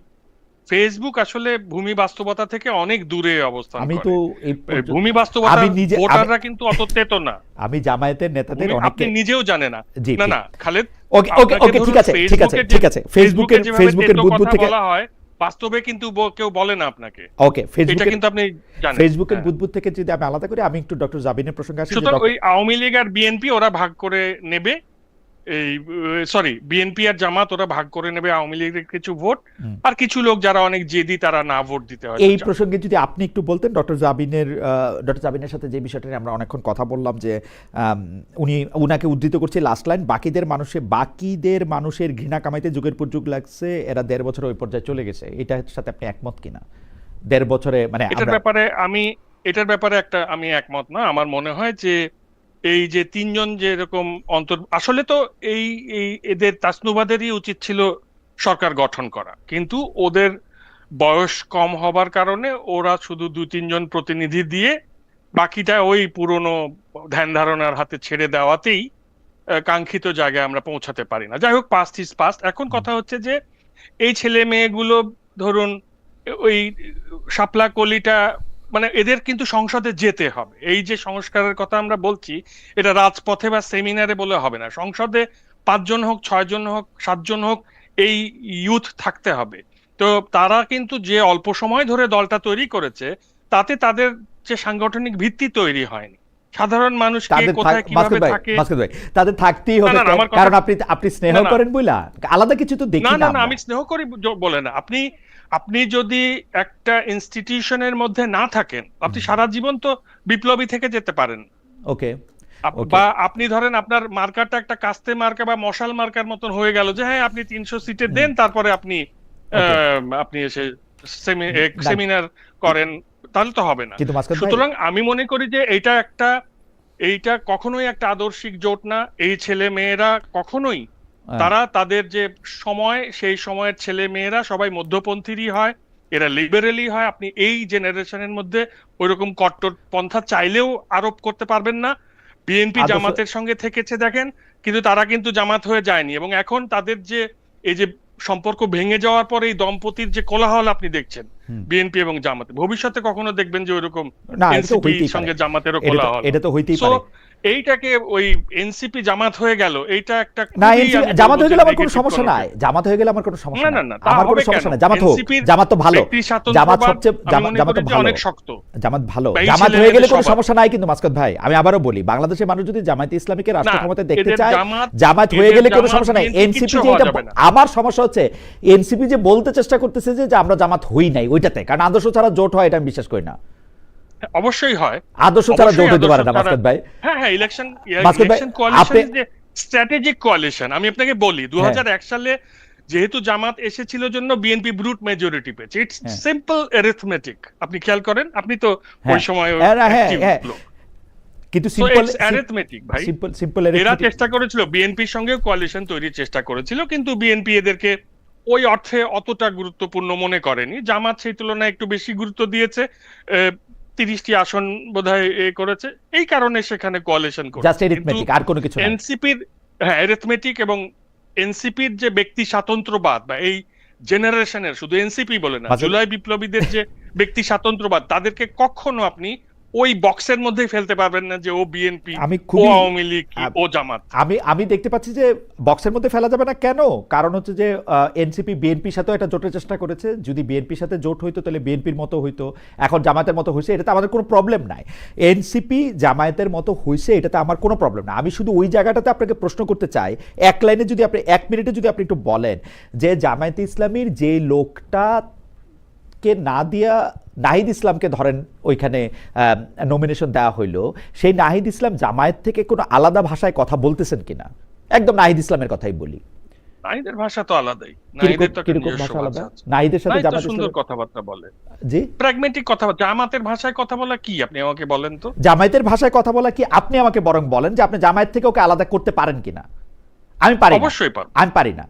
আপনি একটা তাহলে আমি উদাহরণ কি দিয়ে, করে উদাহরণ বলবো? দিয়ে দেখান যে এইটাতে জামায়াত যেভাবে কথা বলতেছে, নাহিদ জামায়াতের তো- প্রার্থীরা যেভাবে নাহিদ- কথা বলতেছে, নাহিদ- সেভাবে নাহিদ ইসলাম কথা বলতেছে না। নাহিদ আসলে 54 বছরের যে অচল রাষ্ট্র ব্যবস্থাটা, অকল্যাণ রাষ্ট্র তৈরি করেছে, সামাজিক গণতন্ত্র এবং কল্যাণ রাষ্ট্র আনতে পারেনি, দেশের বৈষম্য মুক্ত করতে পারেনি দেশকে। ওইটা কিভাবে করা যাবে, কিভাবে দরিদ্র কিন্তু আপনি- মানুষকে মাসুদ ভাই, চাঁদাবাজি, আমার মনে হয় দখলদারি যে- থেকে আমার মনে করা হয় যে যাবে, এটা সেই নিয়ে কথাগুলো নিশ্চয়ই- বল। এটা নিয়ে নিশ্চয়ই আপনাকে আমি আরো একটু বেশি বুঝতে হবে, কারণ আপনি রেটরিক বলতেছেন এখন 54 বছর না, না, যে না, বৈষম্যমূলক না, না, রাজ্য এগুলো করতে পারে rhetoric না। না। আমি আপনাকে এটা- বলি, এটা খুব জামাতের বয়ান, গুরুত্বপূর্ণ। নাহিদ ইসলামের বয়ান, নাসিরুদ্দিন পাটোয়ারির বয়ান হুবহু এক, কোনো আলাদা কিছু নাই, এতে না, না, দোষের কিছু না, না, নাই। না, ওরা আমি তো- আবার বলি, আমার দর্শকদের জামাত বলি, তো- এতে দোষের কিছু নাই, জামাত ঠিকই আছে, তো এরকম একই বয়ানই হওয়া ইসলামী উচিত। চেতনা না, জামাত ইসলামী চেতনা নিয়ে কাজ করছে, বিএনপি মুক্তিযুদ্ধের চেতনা নিয়ে কাজ করছে, কিন্তু এনসিপি যেটা করছে তারা ওই সংস্কারের কথা নিয়েই কাজ করছে। জামায়াতও তাই, হাসনাতের জামায়াতও কথা তাই, শুনে নাহিদের সংস্কারের কথা জামায়াতও বলতেছে সেম। না না, কিন্তু ওই নাহিদরা ইসলামী চেতনা নিয়েও যায়নি, মুক্তিযুদ্ধের চেতনা নিয়েও যায়নি, সুতরাং আপনি ভাই আপনি ওই মাসুদ জামাত ভাই, বিএনপির মতো কখনো এনসিপি হবে না, ওকে, এবং না হোক, এটাই আমার চাওয়া। আমার কাছে কিন্তু চাওয়া যে এনসিপি যেহেতু জামাতের সাথে জোট করেছে, রাষ্ট্র পরিচালনায় তাদের আসলে জামায়াতের সাথেই মিলমিশটা ভালো হলে রাষ্ট্র পরিচালনার সুবিধা হবে। আমার এটাই মনে হয়। যাই হোক, আমরা একদম অনুষ্ঠানের শেষ পর্যায়ে, আমার কাছে মনে হয় যে মাসুদ ভাই, আপনি যদি কিছু একটা বলেন বা কোনো মন্তব্য করেন আগামী ইলেকশন সম্পর্কে, কারণ আমরা তাজনুবার কাছে শেষ প্রশ্নটা করবো, শেষ প্রশ্নটা আমি বুক করে রাখি। আপনার যদি কোনো মন্তব্য এই সম্পর্কে থাকে তাহলে আপনি বলতে পারেন যে মিডিয়াকে আপনি কেমন দেখছেন, গণমাধ্যম, এই প্রশ্ন আমি আসলে এখন সবাইকে করতেছি যে গণমাধ্যমকে আপনি স্বাধীন দেখছেন কিনা, গণমাধ্যমের একটা রোল থাকবে এই ইলেকশনের সময়, ইলেকশনের 5 দিন আগের থেকে ইলেকশনের পর্যন্ত, সেটা আপনি ভালো দেখছেন কিনা, এটা আমি তাজনুবাকে এই প্রশ্নটা করবো। আপনি যদি কোনো কিছু যুক্ত করেন তাহলে করতে পারেন। আমার একটু যুক্ত করার আছে, এই যে আসলে জুলাই বিপ্লবের মাধ্যমে যে মুক্তি ঘটেছে সেটা তো বিএনপিরও ঘটেছে, জামায়াতেরও ঘটেছে, এবং এই ক্ষেত্রে আমাদের এই তরুণ ছেলে মেয়েরা একটা গুরুত্বপূর্ণ ভূমিকা পালন করেছে। কাজেই এই নির্বাচনকে কেন্দ্র করে খুনাখুনি করে এবং সহিংসতা করে মানে পতিত শক্তিকে বা আমাদের যে খাঁড়ার মতো ঝুলে থাকা সার্বভৌমত্বের ঝুঁকি, এগুলোকে আরো ঝুঁকির মধ্যে ফেলে দেওয়া উচিত হবে না। আমি মনে করি যে জুলাইয়ের যে ঐক্যটা, এটা বিএনপি, জামাত, এনসিপি, অন্যান্য যে রাজনৈতিক দল অংশগ্রহণ করছে তাদের মধ্যে থাকা উচিত। মানে কোনোভাবেই শুধু চেয়ারের লোভে খুনাখুনি করে এটাকে স্প্যানিশ ট্র্যাজেডিতে পরিণত না করা উচিত। ওকে,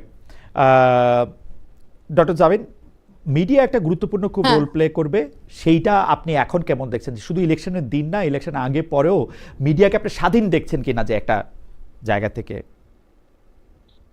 হ্যাঁ, এটার উত্তরে যাওয়ার আগে আমি আগের প্রসঙ্গে একটু কথা বলতে চাই, যে এনসিপি এবং জামাতের জোট নিয়ে মাসকাত ভাই যেটা বলছিলেন, আমিও চাই যে বিএনপি এবং জামাতের থেকে অন্য একটা কিছু হোক এনসিপি। আমারও সেটা চাওয়া থাকবে যে আমি যাতে ভুল প্রমাণিত হই। কিন্তু আমি মাসকাত ভাই, আমি জানি না কতটুকু ভিতর থেকে দেখেছে, কিন্তু আমি আমি যতটুকু এই দলের সাথে, এদের সাথে গত 1.5 বছরে দেখেছি, আমি আমি কখনো এরকম কোনো কিছু আলাদা পাইনি। আমি সবচেয়ে খুশি হতাম যদি আমি নিজেকে কনভিন্স করতে পারতাম, এবং আমার মতো অসংখ্য মানুষ ওখানে আছে যারা নিজেদেরকে কনভিন্স করতে পারতো যে না, এই দলটাতে জামাতের প্রভাব নাই, তাদের আদর্শের প্রভাব নাই, এই দলের নেতৃত্বের মধ্যে জামাতের আদর্শের প্রভাব নাই। আমার মতো খুশি আর কেউ হতো না। আমার জন্য আমার পদত্যাগটা খুবই দুঃখজনক একটা সমাধান ছিল আমার নিজের জন্য। এটা খুব খুশি খুশি মনে আমি নেইনি। সো আমি শুধু যে যখন বলি যে জামাতের না, জোটটা কিন্তু ইস্যু না, কিন্তু কিন্তু অবশ্যই ডক্টর জামিন, একটু শেষ শেষ করতে করার দেন। আগে শেষ করার আগে আমি বলি, আপনি যে বললেন যে আপনি আসলে আলাদা করতে পারেন না, সেটাকে আপনি একটা প্রি কনসিভড আইডিয়া থেকে জামায়াতকে দেখছেন বলে আপনার কাছে এরকম মনে হয়? কারণ আমি তো জামাতের মধ্যেই অনেক চেঞ্জ দেখতে পাই, এবং এইটা সম্ভবত এনসিপি গেছে বলেই জামাতের মধ্যে চেঞ্জটা আমি দেখতে পাই। বয়ান আমি আলাদা দেখতে পাই না, কিন্তু জামায়াতের মধ্যেই আমি একটা পরিবর্তন দেখতে পাই, এবং আমার কাছে মনে হয় এনসিপির মানে আপনাদের সহকর্মীরা সেখানে গেছে বলেই জামাতের মধ্যে আমরা একটা, জামাতকেই বরং আমরা একটা সেন্ট্রিস্ট জায়গায় দেখতে পাচ্ছি। মানে না, এটা এনসিপি যাওয়ার আগেই হয়েছে। আপনারা ডাকসু নির্বাচনে যদি দেখেন, তাদের প্রচারণা কিন্তু সেন্ট্রিস্ট থেকে জায়গা থেকে অনেক ছিল। যদিও গতকাল জামায়াতের আমির শিবিরকে অনেকটা ডিজোন করেছে তার একটা বক্তব্যের একটা পর্যায়ে। আর জামাতের এই মানে ভালো অবস্থানের পিছনে জামাতের শিবিরের তরুণ নেতাদের অবদানই সবচেয়ে বেশি। গত কয়েক বছরে, কয়েক দশকে তারা যেভাবে অন্য দলের সাথে ভিতরে ঢুকে রাজনীতি করেছে, সেটা যতই খারাপ ভাবে হোক, তারা সার্ভাইভ করেছে, তারা টিকে ছিল, এবং তারা জুলাই গণ অভ্যুত্থানের একটা অংশ ছিল। এবং জামাতকে এখন সেই তার যে ভোট ব্যাংক 10% থেকে তারা যে বাড়িয়েছে, এটাতে কিন্তু জামাতের থেকে শিবিরের বা জামাতের তরুণ নেতাদের কিন্তু ভূমিকা বেশি বলে আমি মনে করি, যদিও কালকে উনি ডিসঅন করেছেন। সো এই পরিবর্তনটা সেন্ট্রিস্ট যে একটা পরিবর্তন, এটা এনসিপি যাওয়ার আগেই এসেছে। আমি যেটা বলতে চাইলাম, আপনি যেখানে আমাকে থামালেন, যে এই এই আধিক্যটা, এই জিনিসটা হওয়াটা কোনো খারাপ না। এটা তাদের দিকে ডান সাইডে এনসিপি হেলে থাকাটা, নেতৃত্ব হেলে থাকাটা কোনো কিছু খারাপ না। কিন্তু যেভাবে আপনারা এটাকে ব্যাখ্যা করতে চাচ্ছেন যে বিএনপির সাথে কম আসন দিয়েছে তাই জামাতের সাথে বেশি আসন, এটা একেবারেই আমি মনে করি না। এটা সবসময় জামাতের সাথেই তাদের এদিকেই পরিকল্পনা ছিল, এবং এটা আমি দলের ভিতরে থেকে এটা আমি অবজার্ভ করেছি, আমার মতো অসংখ্য মানুষ অবজার্ভ করেছে। এবং আরেকটা জিনিস হচ্ছে, আপনি একটা মানে জামাতের যে ব্যারিস্টার রাজ্জাক ছিলেন মরহুম, উনি কিন্তু বলেছিলেন যে উনি কিভাবে দলের ভিতরে থেকে নেতৃত্বকে চ্যালেঞ্জ করেছিলেন মুক্তিযুদ্ধের বিষয়ে জামাতকে পরিষ্কার অবস্থান নিয়ে সরে আসার জন্য। আমার ওনার ওই ইন্টারভিউটা কিন্তু সবসময় মনে পড়তো গত কয়েক মাসে। আমিও কিন্তু আমার এই আগের দলের ভিতরে থেকে আমি কিন্তু অনেক কথা বলেছি, আমি নেতৃত্বকে অনেক প্রশ্ন করেছি, অনেক চ্যালেঞ্জ করেছি, এজন্য আমি ব্ল্যাকলিস্টও মনে হয় হয়েছি, বা তাদের ব্যাড বুকেও বোধহয় আমি গিয়েছি। কিন্তু এই জিনিসটা কখনোই এরকম না যে এটা একটা আউট অফ নোওয়্যার একটা আদর্শিক জোট না হয়ে একটা নির্বাচনী কৌশল হিসেবে জোট হয়েছে। আমি এই কথাটা কেন বলছি, আমি এনসিপির বিরুদ্ধে বলার জন্য আমি এই কথাটা বলছি না, আমি এই কথাটা বলছি যারা বিশ্বাসটা যাতে থাকে। কারণ এখানে আপনি যখন জুলাই গণঅভ্যুত্থানের রক্তের উপর দাঁড়িয়ে আপনি যখন নতুন কিছু প্রতিষ্ঠা করবেন, সেখানে বেয়ার মিনিমাম বিশ্বাস, আস্থা থাকা লাগবে যে এতগুলো মানুষ একটা নতুন শক্তির উপর বিশ্বাস করছে। সেই বিশ্বাসটা যখন নিজের দলের লোকজনের মধ্যেই থাকবে না, এবং সেটা যখন আপনি ওই যে বলে না, যেটা আপনার মন জানে সেটা ব্রেইন যেটা জানে মন সেটা মানতে অনেক সময় নেয়, ব্যাপারটা যাতে ওরকম না হয়ে যায়। আর সো আমি একেবারেই কনভিন্স যে এটা কোনোভাবেই নির্বাচনী কৌশল হিসেবে কোনো জোট না। আরেকটা যে আপনার লাস্ট প্রশ্ন ছিল মিডিয়া গণমাধ্যমকে নিয়ে, জি হ্যাঁ মিডিয়া মিডিয়া খুব একটা নিরপেক্ষ বলবো না, কারণ হচ্ছে আমি মানে পত্রিকাগুলোর প্রথম পেজ যদি দেখি, সাধারণত এক সাইডেই তারা হেলে থাকে। এবং হ্যাঁ, গত রেজিমের মানে হাসিনার আমলের থেকে অবশ্যই এখন অনেক স্বাধীন, এখন অনেকেই অনেক লেখালেখি করছেন, সবকিছু বলছেন, সমালোচনা করছে, এটা অনেক ওপেন, এবং ওইভাবে কিন্তু গণমাধ্যমকে দোষারোপ করা হচ্ছে না। তবে হ্যাঁ, একটা যে থাকে না যে চেক এন্ড ব্যালেন্সের মধ্যে যারা ক্ষমতা প্রত্যাশী, ক্ষমতার কাছাকাছি, সে জায়গায় একটা হেলে থাকা তো থাকেই। তারেক রহমান সাহেব যেভাবে কভারেজ পান, তো অন্য দল কিন্তু বা ওরকম পায় না, বিশেষ করে নারী প্রার্থীরা। আমি তো যে কয়জন নারী প্রার্থী আছে 70-78 জন, আমি তো খুব একটা দেখি না। যারাকে মাঝে মাঝে একদিন পরপর প্রথম আলো একটা নিউজ করে, একদিন পরপর মোটামুটি ও আছে, আর বাকি কিন্তু আমি কাউকে ওভাবে দেখি না যে নারী প্রার্থীদেরকে তারা মুখে বলছে নারীর ক্ষমতায়নের কথা বা নারী নেতৃত্বের কথা রাজনীতিতে। সো গণমাধ্যমেরও একটা দায়িত্ব আছে, তারা যে খুব একটা মানে কি বলবো প্রমোট করছে সেরকমও কিন্তু দেখছি না। সো এই জায়গাটাতে আমার একটা অবজারভেশন। এমনি সার্বিকভাবে আপনি মিডিয়ার অবস্থান আপনি কি মনে করেন, যে মিডিয়া কি আসলে যা ঘটছে তাই দেখাতে পারবে, মানে যেরকম আমরা মিডিয়া থেকে আশা করি, বা দেখাবে, নাকি তারা এটা এটা আমার কাছে মনে হয় এবার দেখাবে, কারণ অনেক কিছুই কিন্তু এখন আগের থেকে অনেক পরিবর্তিত, হ্যাঁ অনেক পজিটিভলি পরিবর্তিত। আমি বলবো না যে ড্রাস্টিক্যালি পরিবর্তন হয়ে গেছে, বাট গত 1.5 বছরে মিডিয়াকে প্রকাশ্যে কেউ বন্ধ করতে চেয়েছে কোনো কিছু বলা থেকে, সেটা হয় না। হয়তো একদিকে একটু হেলে আছে, 19-20 আছে, কিন্তু এখন কিন্তু সবাই প্রকাশ্যে সমালোচনা করছে এবং সব কথা বলছে। ডক্টর জাবিন, আপনাকে ধন্যবাদ। আপনি কি এক লাইন কিছু বলতে চান? মাঝখানে আমরা অনুষ্ঠান শেষ করে দিব, যে মিডিয়ার প্রসঙ্গে যদি আপনি এক লাইন বলেন। আপনিও কি একমত উনার সঙ্গে যে 19-20 হতে পারে, বাট মোর মানে আমার কাছে মনে হয়েছে যে মিডিয়া আসলে কে ক্ষমতায় যাচ্ছে এটা একটু বোঝার চেষ্টা করছে, এবং আমরা তো এর মধ্যেই আমাদের খুব সিনিয়র মানে সাংবাদিক যারা আমাদের গুরু, তাদেরকে এত মিষ্টি করে হাসতে দেখছি, যে যারা ক্ষমতায় আসবে তাদের সামনে যে আমার মনে হয় আপনাকে আমাকে আরো মিষ্টি করে হাসা প্র্যাকটিস করতে হবে। রাইট। তবে মিষ্টি করে হাসার জায়গাটা আমরা আসলে একটু বেশিই দেখতে পাচ্ছি হয়তো অনেক সময়, কিন্তু আমরা আশা করবো যে মিডিয়ার দায়িত্ব ঠিকমতো পালন করবে, যেমনটা ডক্টর জাবিন আশা করতেছিলেন। তবে মাসকাত ভাইয়ের কথাটাও আসলে আমাদের মাথায় রাখতে হবে, যে আমরা কিন্তু কাউকে ক্ষমতায় আনার জন্য, ক্ষমতায় কেউ গেলে খুশি হওয়ার জন্য মিডিয়া করতেছি না। আমরা মিডিয়া করতেছি হচ্ছে যে জনগণকে আমাদের চেহারাটা বা যা ঘটতেছে তা দেখানোর জন্য। হয়তো আমি জানি না কি দেখতে পাবো সেটা নিয়ে আমি কতটা আশাবাদী হতে পারবো, সেটা আমরা আরো 2-3 দিন পরে থেকে হয়তো বেশি করে বুঝতে চেষ্টা করবো। ডক্টর তাসনুমা জাবিন এবং মাসকাত হাসান, আপনার দুজনকে অনেক অনেক ধন্যবাদ।